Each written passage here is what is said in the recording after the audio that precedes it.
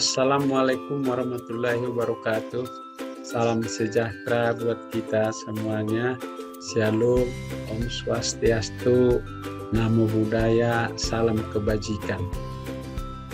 Perkenalkan, nama saya Dr. Joyakin Tampu Bolon, MSI, Widya Suara Utama, Pusdiklat Kesejahteraan Sosial, Kementerian Sosial.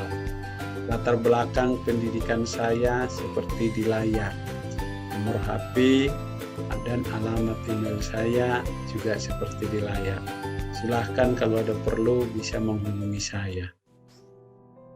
Kita akan masuk pada modul 3, yaitu nilai dan etika dalam praktek pekerjaan sosial.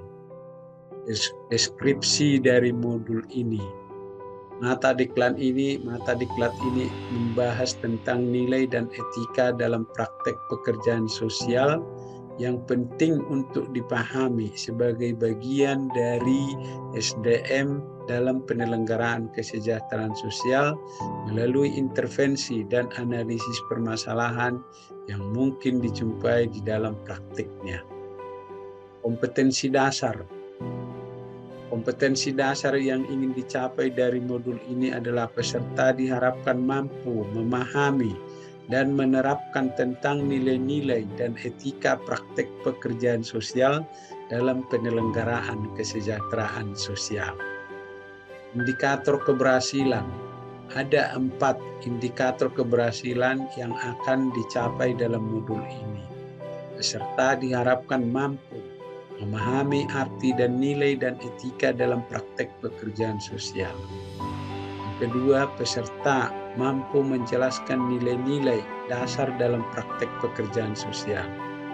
Yang ketiga, peserta mampu memahami tentang prinsip etika dalam pekerjaan sosial.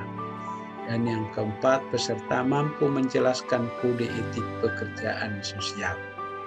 Pokok bahasan yang dibahas dalam modul ini.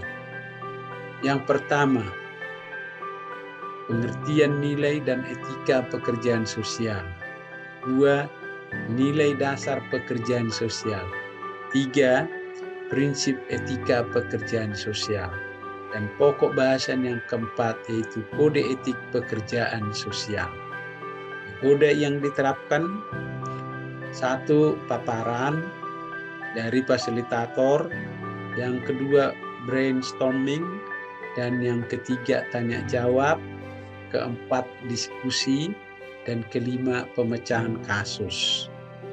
Nah, materi sudah tersedia dalam LMS dalam bentuk handout dan materi, PPT, video pembelajaran, dan kasus. Silahkan dilihat dulu sebelum belajar lebih lanjut.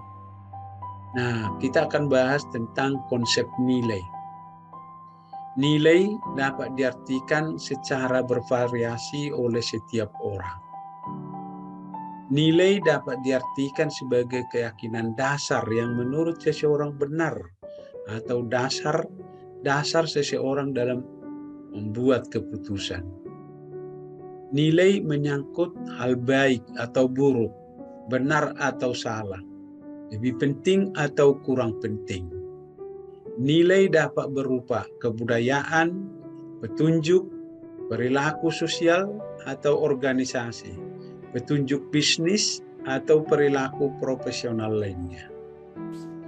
Nah, sekarang kita membahas tentang konsep etika. Setiap saat kita sebagai penyelenggara kesos akan selalu berhadapan dengan etika. Etik terkait dengan apa yang benar, right, atau apa yang salah, wrong, apa yang baik, good, dan apa yang buruk, bad. Etika bersifat eksplisit dan konkret, nyata, merupakan nilai-nilai yang diwujudkan untuk dijadikan sebagai acuan kegiatan. Itulah etika. Ada nilai-nilai dasar pekerjaan sosial yang harus dikuasai dan dimengerti oleh seorang pekerjaan sosial. Yang pertama, pelayanan didasarkan pada nilai, pengetahuan, dan keterampilan untuk membantu atau memberikan pertolongan pada orang lain. Yang kedua, nilai keadilan sosial. Yang ketiga, martabat dan harga diri manusia, dignity and worth of the person. Yang keempat, hubungan kemanusiaan, human relation.